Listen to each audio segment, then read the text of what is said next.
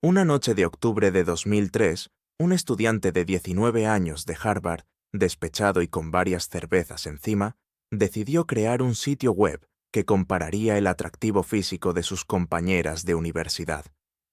12 horas después, ese sitio había colapsado la red informática de la institución más prestigiosa del mundo y puesto en jaque su futuro académico. 20 años más tarde, ese mismo estudiante controlaría la red social más grande jamás creada, con más de 3.000 millones de usuarios activos y una fortuna personal que superaría los 100.000 millones de dólares.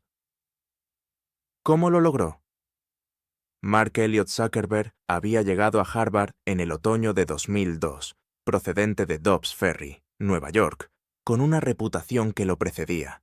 Era un prodigio de la programación que a los 12 años ya había creado un sistema de mensajería para la oficina de su padre dentista, y a los 17 desarrolló Synapse, un reproductor de música con inteligencia artificial que tanto Microsoft como AOL intentaron comprar por varios millones de dólares. En Harvard, mientras otros estudiantes de primer año luchaban por adaptarse a la vida universitaria, Zuckerberg ya estaba creando programas que desafiaban las normas establecidas. Su mente inquieta buscaba constantemente nuevos proyectos, nuevos desafíos, nuevas formas de conectar a las personas a través del código. La noche del 28 de octubre de 2003, todo cambió. Zuckerberg acababa de tener un desengaño amoroso y, según escribiría más tarde en su blog personal, estaba un poco ebrio y aburrido. En un arrebato de frustración adolescente mezclada con brillantez técnica, decidió crear FaceMash, un sitio web que permitiría a los usuarios comparar fotografías de estudiantes de Harvard y votar por quién era más atractivo. Para conseguir las imágenes, Zuckerberg pirateó las bases de datos digitales de 9 residencias estudiantiles de Harvard, descargando las fotografías de identificación de cientos de estudiantes sin su permiso. El código era elegante y adictivo. 2 fotografías aparecían lado a lado, y los usuarios simplemente debían hacer clic en la persona que consideraban más atractiva. A las de la madrugada, FaceMash estaba en línea. Zuckerberg envió el enlace a algunos amigos cercanos, esperando quizás unas docenas de visitas como entretenimiento nocturno. Lo que sucedió a continuación superó cualquier expectativa que pudiera tener un estudiante universitario con resaca. En menos de horas, FaceMash había recibido 450 visitas y registrado 22.000 visualizaciones de fotografías. El sitio se propagó por el campus como un virus digital imposible de contener. Estudiantes que normalmente estarían durmiendo o estudiando para exámenes permanecían despiertos, refrescando la página obsesivamente, votando y compartiendo el enlace con sus amigos. Para las 10 de la mañana, el tráfico era tan masivo que la red informática de Harvard comenzó a colapsar bajo la carga. El caos que desató FaceMash fue inmediato y devastador. Los administradores de sistemas de Harvard detectaron que algo estaba consumiendo un ancho de banda desproporcionado, ralentizando la conectividad de toda la universidad. Cuando rastrearon el origen del problema hasta el dormitorio de Zuckerberg en Kirkland House, ya era demasiado tarde. El daño estaba hecho. Pero el problema técnico era solo la punta del iceberg. Grupos feministas del campus se organizaron rápidamente, denunciando que FaceMash objetificaba a las mujeres y violaba su privacidad de manera flagrante. Estudiantes cuyas fotografías habían sido utilizadas sin consentimiento exigían explicaciones y consecuencias. La presión mediática fue tal que incluso el periódico estudiantil Harvard Crimson publicó un artículo criticando duramente el sitio y a su creador. Zuckerberg se vio obligado a desconectar FaceMash apenas horas después de su lanzamiento, pero el escándalo apenas comenzaba. Las consecuencias administrativas llegaron con la velocidad de un tren desbocado. La universidad abrió una investigación formal contra Zuckerberg por múltiples violaciones: acceso no autorizado a sistemas informáticos, violación de la privacidad estudiantil, infracción de derechos de autor y conducta inapropiada. Fue citado ante el Consejo Administrativo de Harvard, un tribunal disciplinario temido por todo estudiante que enfrentaba el riesgo real de expulsión permanente. Durante semanas, Zuckerberg navegó por un proceso disciplinario que amenazaba con destruir su carrera antes de que realmente comenzara. Las reuniones con decanos, las declaraciones escritas, las disculpas formales se acumulaban mientras él enfrentaba la posibilidad de ser expulsado de la universidad más prestigiosa del mundo.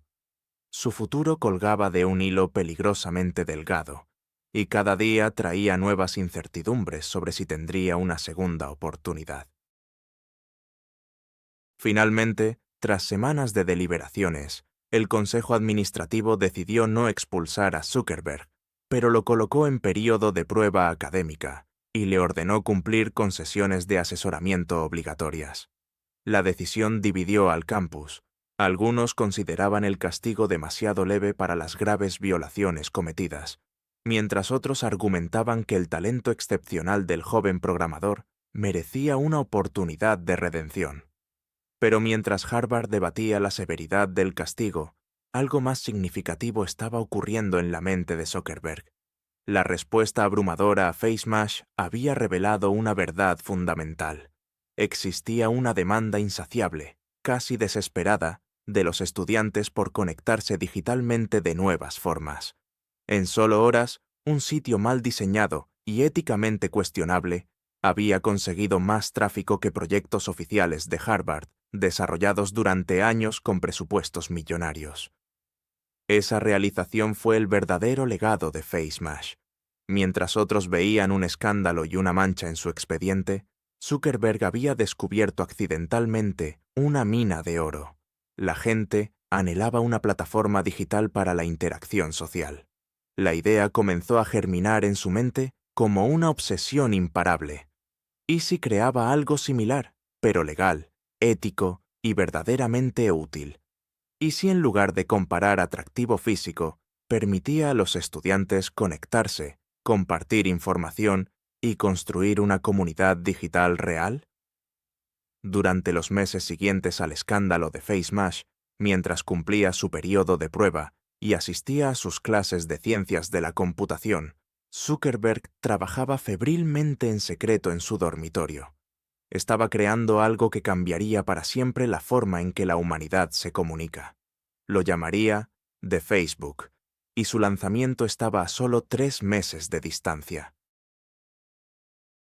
A las 6 de la tarde del de febrero de 2000, Mark Zuckerberg presionó la tecla Enter en su laptop Dell, dentro de su modesto dormitorio H33 de la residencia Kirkland House en Harvard. Acababa de activar el servidor que alojaba thefacebook.com, un sitio web que había programado en solo 2 semanas durante las vacaciones de invierno. No había presupuesto de marketing, no existía un plan de negocios formal, no contaba con inversores ni respaldo institucional.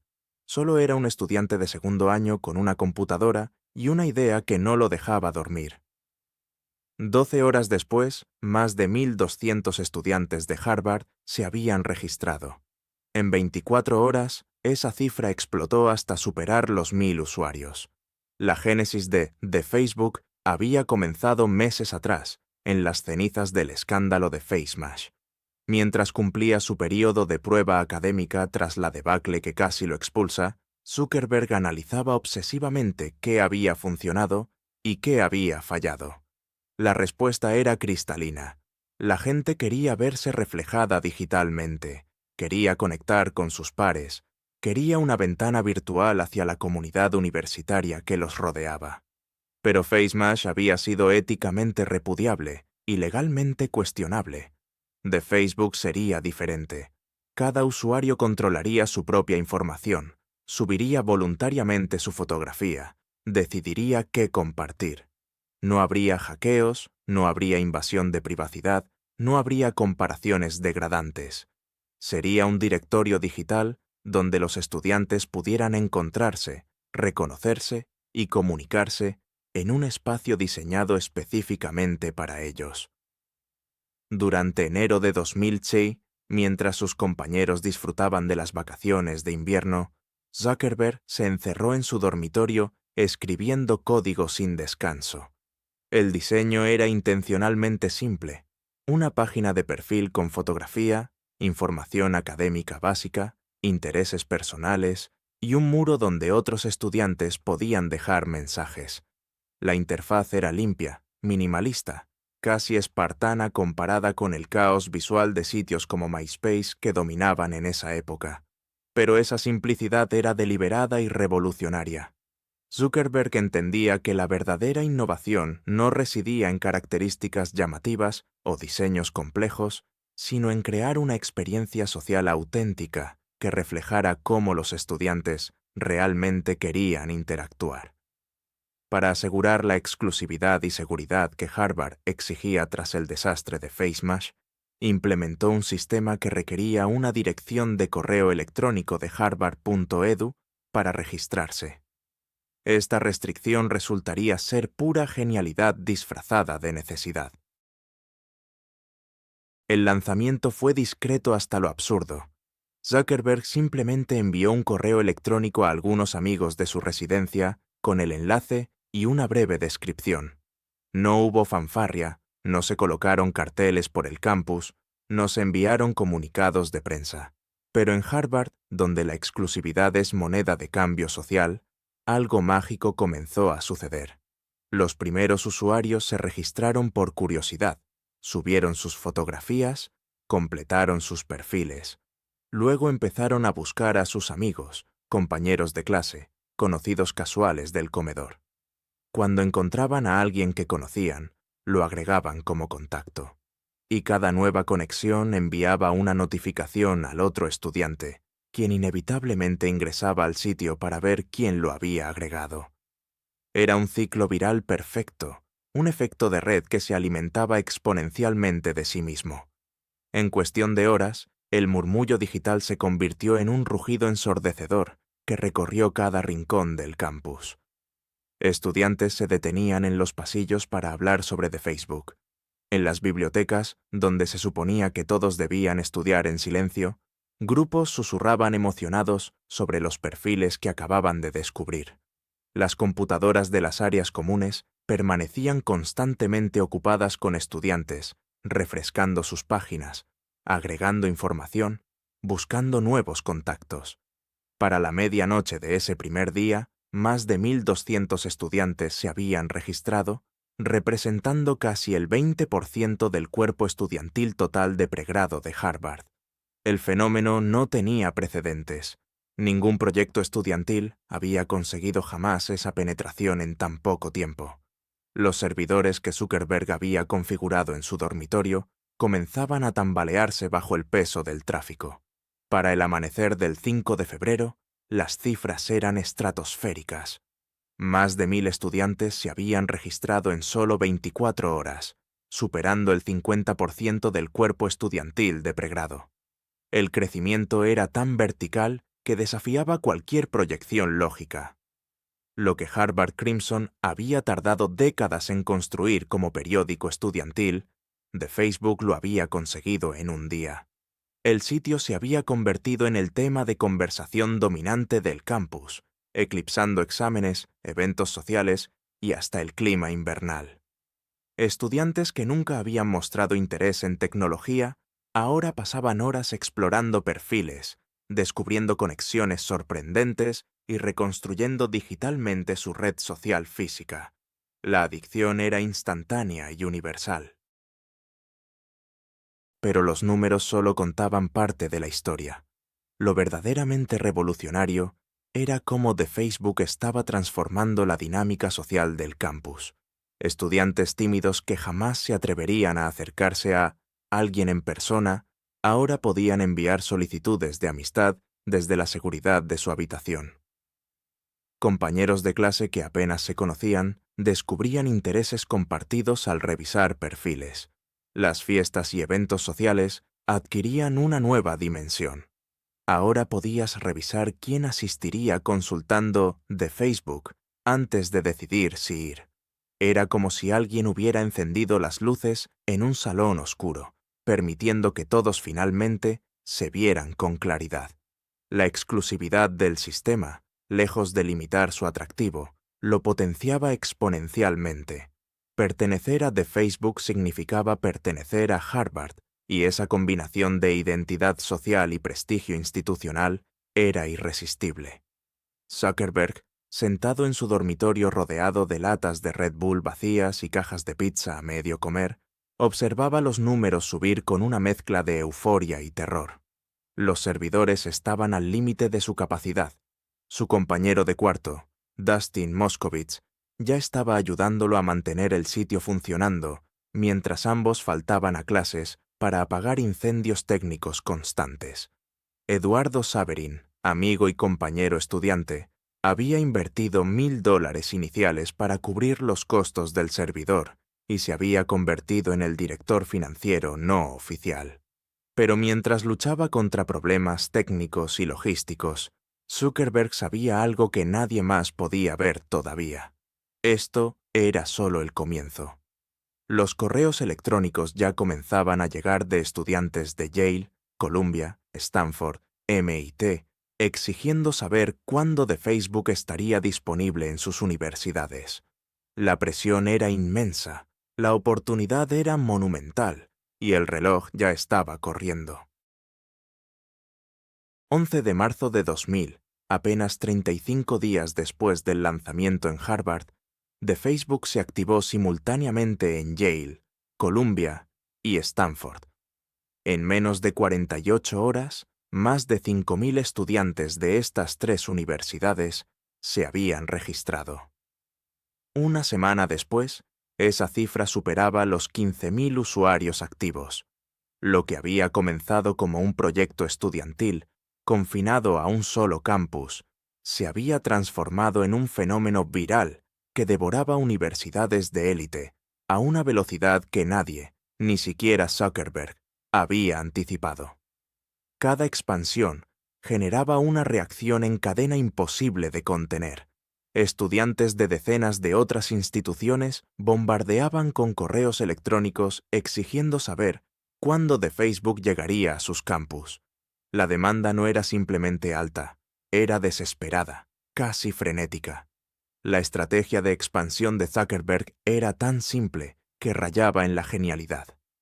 A diferencia de otros sitios sociales que intentaban crecer abarcando a todos simultáneamente, él mantenía la exclusividad como arma psicológica devastadora. Solo se expandía a universidades de primer nivel, y solo cuando podía garantizar que el sitio funcionaría perfectamente en esa nueva institución. Esta restricción artificial creaba un efecto de escasez que volvía locos a los estudiantes de campus aún no incluidos. Cada vez que The Facebook llegaba a una nueva universidad, era recibido como si hubieran abierto las puertas del club más exclusivo del mundo. Los periódicos estudiantiles publicaban artículos anunciando la llegada. Estudiantes organizaban fiestas de registro masivo, y en cuestión de horas, el sitio dominaba completamente la conversación del campus. No era solo adopción tecnológica, era un movimiento cultural arrasador. Para finales de marzo de 2000, The Facebook estaba en 12 universidades y contaba con más de 30.000 usuarios registrados. Los números eran estratosféricos, pero lo verdaderamente extraordinario era el nivel de engagement. Los usuarios promedio pasaban más de 30 minutos diarios en el sitio, una cifra que haría palidecer a cualquier producto digital de la época. En MIT, el 75% del cuerpo estudiantil se registró en la primera semana. En Princeton, estudiantes acampaban en laboratorios de computación esperando el momento exacto del lanzamiento a medianoche. La Universidad de Pensilvania reportó que el tráfico hacia The Facebook superaba al tráfico combinado de todos los sitios académicos oficiales de la institución. Era una invasión digital silenciosa pero absoluta, reescribiendo las reglas de cómo los jóvenes se comunicaban y socializaban. Pero mientras los números explotaban y las universidades caían una tras otra como fichas de dominó, Zuckerberg enfrentaba una crisis existencial que lo mantenía despierto hasta el amanecer. Seguía siendo oficialmente un estudiante de segundo año en Harvard, asistiendo a clases de ciencias de la computación y filosofía, mientras administraba un proyecto que exigía su atención 24 horas al día. Sus calificaciones comenzaban a desplomarse. Faltaba a exámenes para resolver crisis de servidores. Dormía horas por noche si tenía suerte. El dormitorio H33 se había convertido en una oficina improvisada, donde él, Dustin Moskovitz y Eduardo Saverin trabajaban rodeados de cables, computadoras y la evidencia física del caos creativo. Montañas de latas de bebidas energéticas, cajas de pizza apiladas hasta el techo, ropa sucia amontonada en las esquinas. No era sostenible, y todos lo sabían. En abril de 2000, The Facebook superó los 75.000 usuarios distribuidos en 30 universidades. Los correos electrónicos de estudiantes suplicando expansión llegaban a cientos por día. Empresarios de Silicon Valley comenzaban a llamar, olfateando oportunidad donde otros veían solo un proyecto estudiantil. Sean Parker, cofundador de Napster y leyenda tecnológica, contactó a Zuckerberg tras descubrir The Facebook por casualidad. Su mensaje fue directo y perturbador. Esto podía ser mucho más grande que Harvard, más grande que las universidades, más grande que cualquier red social existente. Pero solo si Zuckerberg estaba dispuesto a ir all in, a apostar todo por una visión que ni siquiera comprendía completamente todavía. Parker plantó una semilla venenosa en su mente. ¿De qué servía un título de Harvard si dejabas morir el proyecto más importante de tu vida por no abandonar las clases? La presión llegó a su punto de quiebre cuando los servidores colapsaron completamente durante el lanzamiento en la Universidad de Cornell. Miles de estudiantes intentaban registrarse simultáneamente y el sistema se vino abajo durante 8 horas. Zuckerberg perdió un examen crucial de programación mientras luchaba desesperadamente por restaurar el servicio desde un laboratorio de computación. Cuando finalmente logró que el sitio volviera a funcionar, se quedó mirando la pantalla en silencio absoluto. Dustin Moskovitz, sentado a su lado igualmente exhausto, pronunció las palabras que ambos habían estado evitando durante semanas. Necesitaban mudarse a California. Necesitaban hacerlo tiempo completo. Necesitaban abandonar Harvard. La conversación que siguió duró hasta las 5 de la mañana y cambiaría el curso de sus vidas para siempre. Mayo de 2000. The Facebook alcanzaba 100.000 usuarios en 50 universidades. El crecimiento era exponencial, vertical, casi violento en su intensidad. Cada día traía nuevos desafíos técnicos, nuevas oportunidades de expansión, nuevas crisis que resolver. Zuckerberg tomó la decisión más difícil de su vida. Abandonaría Harvard al finalizar el semestre de primavera y se mudaría a Palo Alto, el corazón palpitante de Silicon Valley. No sería una retirada oficial, técnicamente tomaría un año sabático con la opción teórica de regresar, pero en su corazón sabía la verdad. No habría regreso. Sus padres, un dentista y una psiquiatra que habían sacrificado todo para darle la mejor educación posible, recibieron la noticia con una mezcla de orgullo y terror. Abandonar Harvard era renunciar a la seguridad, al prestigio garantizado, al camino establecido hacia el éxito tradicional. Pero Zuckerberg ya no pensaba en términos de seguridad o prestigio. Mientras empacaba sus pertenencias en cajas de cartón en su dormitorio de Kirkland House, su mente procesaba números y posibilidades que muy pocos podían visualizar. The Facebook no era solo un sitio web exitoso para universitarios, era el inicio de algo radicalmente más grande, una plataforma que podía conectar a toda la humanidad. Esa visión, nebulosa y arrogante como sonaba, lo consumía por completo. Tenía 19 años, ningún plan de negocios formal, ninguna garantía de éxito, y estaba a punto de mudarse al otro lado del país para perseguir un sueño que la mayoría consideraría una locura juvenil. El verano de 2000 en Palo Alto definiría si Mark Zuckerberg sería recordado como un genio visionario o como otro estudiante de Harvard que desperdició su futuro por perseguir fantasías digitales. La apuesta estaba hecha y no había marcha atrás posible. Junio de 2000. Una casa destartalada de 5 habitaciones en 835 Emerson Street, Palo Alto, se convirtió en el cuartel general de lo que pronto sería el fenómeno empresarial más disruptivo del siglo XXI.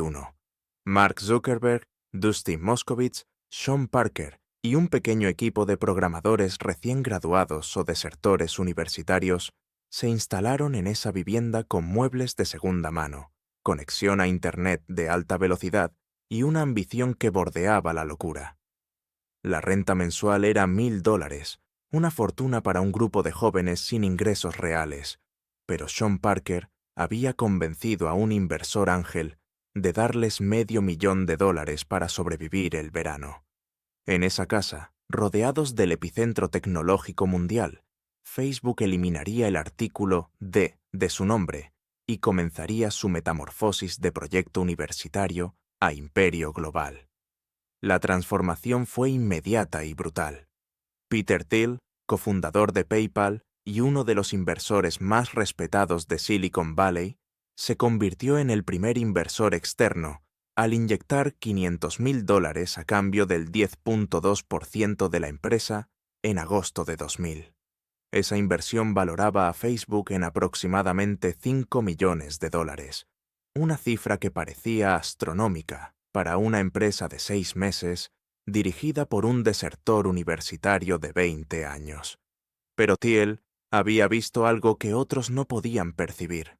El crecimiento de Facebook desafiaba todas las métricas conocidas de adopción tecnológica. Para septiembre de 2000, el sitio superaba el 1.000.000 de usuarios registrados. Para diciembre, esa cifra se duplicaba. La curva de crecimiento no era lineal ni siquiera exponencial. Era vertical, casi perpendicular, subiendo como un cohete hacia la estratosfera sin señales de desaceleración. En 2005, cuando Facebook abrió sus puertas a estudiantes de preparatoria, el crecimiento entró en una fase que solo puede describirse como explosión nuclear digital. Más de 5 millones de usuarios activos navegaban el sitio diariamente, pasando un promedio de 1 hora completa conectados. Las métricas de engagement que Facebook reportaba eran tan extraordinarias que inversores veteranos de Silicon Valley las consideraban imposibles o fabricadas, pero los números eran reales, verificables y aterradores en su magnitud. Cada segundo que pasaba, decenas de nuevos usuarios se registraban. Cada minuto, miles de fotografías eran subidas. Cada hora, cientos de miles de mensajes eran intercambiados. Facebook se había convertido en un organismo vivo que crecía y mutaba a velocidades que desafiaban la comprensión humana tradicional. Fue entonces cuando llegaron los buitres. En julio de 2006, Yahoo, el gigante tecnológico que dominaba Internet en esa época, hizo una oferta formal para adquirir Facebook por $900 millones. Para poner esta cifra en perspectiva, Zuckerberg tenía 22 años. Había abandonado Harvard 2 años atrás sin título, y le estaban ofreciendo casi $1.000 millones por una empresa que técnicamente aún no generaba ganancias significativas.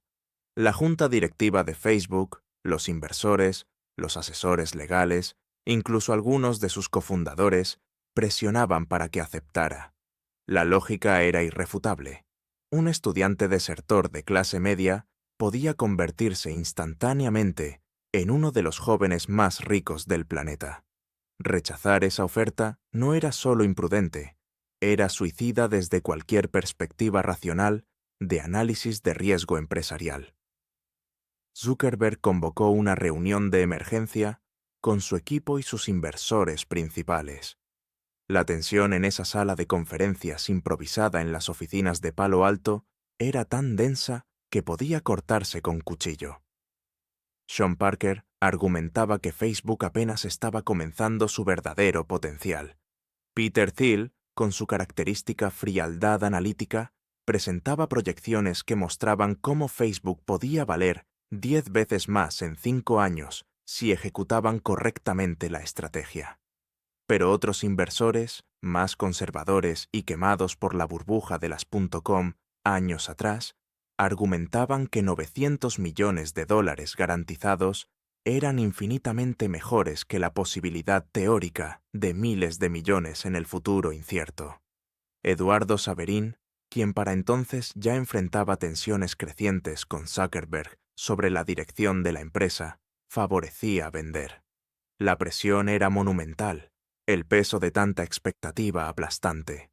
Zuckerberg escuchó todos los argumentos durante horas, revisó las proyecciones financieras, analizó los escenarios de riesgo, consultó con mentores y asesores. Luego, en un momento que definiría su legado empresarial para siempre, pronunció dos palabras que silenciaron la habitación. Absolutamente no. Rechazó 900 millones de dólares con una convicción que rayaba en la arrogancia juvenil. Su argumento era simple pero revolucionario. Facebook no era una empresa que se construía para vender. Era una empresa que se construía para cambiar cómo la humanidad se comunicaba. Vender significaba renunciar a esa visión antes de siquiera comenzar a realizarla. Los inversores quedaron atónitos, algunos furiosos, otros secretamente admirados por la audacia casi suicida de su decisión. Yahoo incrementó la oferta a 1.000 millones de dólares. Zuckerberg volvió a rechazarla sin pestañear. La decisión envió ondas de choque por Silicon Valley. Los medios especializados lo llamaron loco, arrogante, ingenuo. Columnistas de negocios escribieron obituarios prematuros de Facebook, prediciendo que Zuckerberg se arrepentiría el resto de su vida de haber dejado pasar 1.000 millones de dólares. Pero algo extraordinario sucedió en los meses siguientes. Facebook aceleró su crecimiento aún más. En septiembre de 2006, Microsoft entró en escena con una propuesta diferente. No compraría Facebook, pero invertiría 240 millones de dólares valorando la empresa en 15.000 millones de dólares. Esa valoración era tan estratosférica que muchos la consideraron una burbuja especulativa destinada a explotar. Pero reflejaba una verdad innegable. El rechazo de Zuckerberg no había sido locura juvenil, había sido visión estratégica brillante. Para 2007, Facebook superaba los 50 millones de usuarios activos y se expandía internacionalmente a velocidad vertiginosa. La plataforma que había comenzado en un dormitorio de Harvard ahora operaba en 18 idiomas diferentes y dominaba mercados en Europa, Asia y América Latina. Zuckerberg, aún en sus 20 años tempranos, dirigía una empresa con más de 400 empleados y oficinas en múltiples continentes. Las ofertas de adquisición nunca cesaron. Google, Microsoft nuevamente, incluso gigantes de medios tradicionales, intentaron comprar Facebook ofreciendo sumas cada vez más absurdas. Cada oferta era rechazada con la misma determinación fría que había caracterizado el no inicial a Yahoo. Zuckerberg había aprendido la lección más valiosa del emprendimiento tecnológico. Cuando construyes algo verdaderamente revolucionario, el mayor error no es rechazar 1.000 millones de dólares, es vender antes de que el mundo comprenda la magnitud real de lo que has creado. 18 de mayo de 2012. Mark Zuckerberg, vestido con su característica sudadera gris y jeans, tocó la campana que daba inicio a la oferta pública de venta de acciones de Facebook en la bolsa Nasdaq. En ese momento, a sus 28 años de edad, se convirtió oficialmente en el multimillonario más joven que la humanidad había conocido, con una fortuna personal que superaba los 19.000 millones de dólares. La valoración de Facebook alcanzaba los 100.000 millones de dólares, convirtiéndola en la oferta pública inicial más grande en la historia de una empresa tecnológica. Pero para Zuckerberg, ese día no representaba la culminación de su visión, sino apenas el inicio de la verdadera misión: conectar a toda la humanidad en una sola plataforma digital que trascendiera fronteras, idiomas y culturas. La ambición ya no era crear una red social exitosa, era construir el sistema nervioso digital de la civilización humana. La expansión global de Facebook durante la década de 2010 fue un fenómeno sin precedentes en la historia empresarial moderna. Para 2013, Facebook superaba los 1.000 millones de usuarios activos mensuales, convirtiéndose en el primer sitio web en alcanzar esa marca estratosférica. La plataforma operaba en más de 70 idiomas diferentes, penetrando mercados en África, Asia, América Latina y Europa con una velocidad que dejaba a sus competidores paralizados. En India, Facebook se convertía en sinónimo de Internet para millones de personas que accedían a la red por primera vez en sus vidas. En Brasil, Argentina y México, la plataforma dominaba con porcentajes de penetración que superaban el 80% de la población con acceso a Internet. No era solo una red social, era la infraestructura digital sobre la cual miles de millones de personas construían sus identidades, relaciones y comunidades en línea. Pero Zuckerberg comprendía una verdad fundamental que muchos empresarios tecnológicos ignoraban. El dominio presente no garantizaba relevancia futura. La historia estaba llena de gigantes tecnológicos que habían dominado sus épocas solo para ser destruidos por la siguiente ola de innovación. MySpace había dominado las redes sociales antes de Facebook. Yahoo había dominado los portales de Internet antes de Google. Nokia había dominado los teléfonos móviles antes del iPhone. La paranoia estratégica de Zuckerberg lo llevó a una conclusión radical. Facebook debía convertirse en un ecosistema de múltiples plataformas, no depender de una sola aplicación vulnerable a ser desplazada por la próxima gran innovación. Esta filosofía lo llevó a tomar decisiones de adquisición que muchos consideraron locuras financieras, pero que resultarían ser golpes maestros de estrategia empresarial de largo plazo. 9 de abril de 2012, apenas un mes antes de la salida a bolsa, Facebook anunció la adquisición de Instagram por $1.000 millones. La noticia generó incredulidad generalizada en Silicon Valley y Wall Street. Instagram era una startup de 13 empleados con $0 en ingresos, y Facebook acababa de pagar $1.000 millones por ella.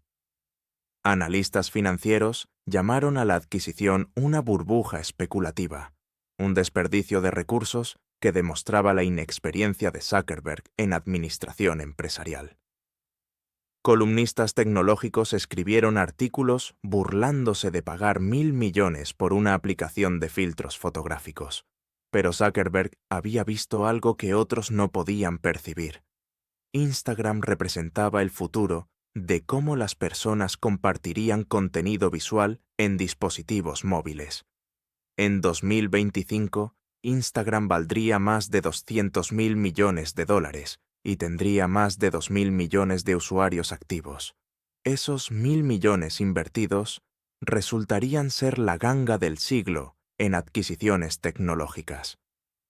19 de febrero de 2014, Facebook sorprendió nuevamente al mundo al anunciar la adquisición de WhatsApp por $19.000 millones, la suma más grande jamás pagada por una startup en la historia. Esta vez, la indignación fue aún mayor. WhatsApp tenía apenas 55 empleados y cobraba $1 anual por usuario, generando ingresos mínimos comparados con su valoración estratosférica. Los medios llamaron a Zuckerberg loco, arrogante, fuera de control. Accionistas cuestionaban públicamente su juicio. Competidores como Google y Microsoft, que habían pujado por WhatsApp y perdido, celebraban secretamente creyendo que Facebook acababa de cometer un error catastrófico que los destruiría financieramente. Pero una vez más, Zuckerberg jugaba ajedrez mientras otros jugaban damas. WhatsApp era la aplicación de mensajería dominante en más de 100 países, con un crecimiento exponencial en mercados emergentes donde Facebook tradicional enfrentaba resistencia cultural y política. Para 2020, el ecosistema que Zuckerberg había construido era inexpugnable. Facebook, Instagram, WhatsApp y Messenger combinados contaban con más de 3.000 millones de usuarios activos mensuales, representando aproximadamente el 40% de la población mundial total. Para poner esta cifra en perspectiva histórica, ningún imperio, ninguna religión, ninguna ideología política en la historia de la humanidad había logrado jamás alcanzar y conectar directamente a tantos seres humanos simultáneamente. El imperio digital de Zuckerberg superaba en alcance y penetración a cualquier estructura de poder que la civilización humana hubiera conocido. Las aplicaciones dominaban el tiempo digital de miles de millones de personas, consumiendo horas diarias de atención en un recurso que se había convertido en el más valioso de la economía moderna. 28 de octubre de 2021, Zuckerberg ejecutó su movimiento más audaz y controversial. Rebautizó Facebook Inc. como Meta Platforms Inc., señalizando una apuesta de cientos de miles de millones de dólares en construir el metaverso, la próxima evolución de Internet, donde las personas interactuarían en espacios virtuales tridimensionales. La reacción fue mixta y violenta. Críticos argumentaban que era una distracción desesperada de los escándalos regulatorios y de privacidad que acosaban a Facebook. Analistas predecían que la apuesta del metaverso destruiría el valor de la empresa. Empleados renunciaban en masa cuestionando la visión. Pero Zuckerberg, ahora de 37 años, había escuchado críticas idénticas cuando rechazó $1.000 millones por Facebook, cuando compró Instagram, cuando adquirió WhatsApp. Cada decisión que parecía locura en el momento había resultado ser visión estratégica brillante años después. La historia de Mark Zuckerberg enseña lecciones fundamentales sobre construcción empresarial de largo plazo que desafían la sabiduría convencional. Primera lección: la visión de largo plazo siempre supera las ganancias de corto plazo. Rechazar $1.000 millones a los 22 años requiere una convicción casi irracional en el potencial futuro que pocos pueden mantener bajo presión extrema. Segunda lección: construir ecosistemas resilientes es más valioso que dominar con un solo producto. Facebook, el sitio web, podría eventualmente declinar, pero el ecosistema Meta de múltiples plataformas interconectadas crea defensas estratégicas casi imposibles de penetrar. Tercera lección: las adquisiciones que parecen caras hoy pueden ser gangas astronómicas mañana si identificas correctamente hacia dónde se mueve el mundo. Cuarta lección: estar dispuesto a reinventarte completamente, incluso cuando dominas, es la única forma de mantener relevancia en industrias que evolucionan a velocidades exponenciales. Si este video te inspiró a pensar diferente sobre visión empresarial y construcción de largo plazo, por favor dale like y suscríbete para seguir disfrutando de nuestros videos sobre las mentes más extraordinarias del emprendimiento moderno.